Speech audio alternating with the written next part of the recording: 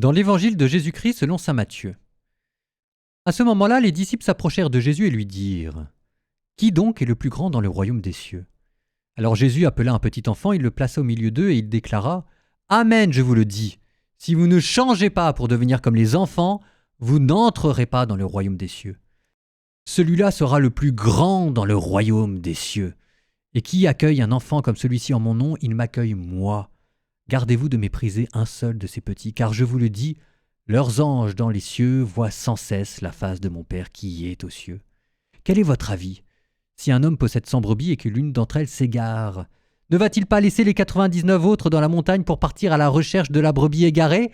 Et s'il arrive à la retrouver, amen, je vous le dis, il se réjouit pour elle plus que pour les 99 qui ne se sont pas égarés.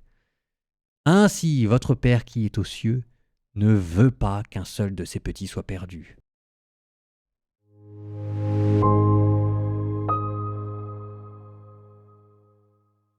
C'est quoi la manière de se faire un petit dans le royaume des cieux ?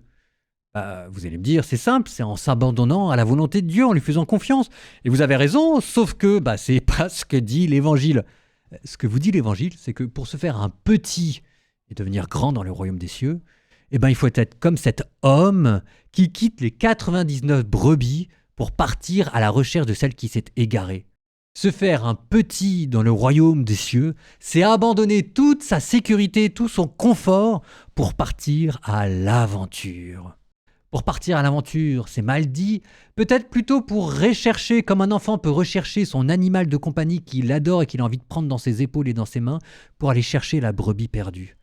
Vous dit Jésus, si vous faites ça, vous serez semblable à Dieu. C'est ainsi que votre Père qui est aux cieux ne veut pas qu'un seul de ses petits soit perdu.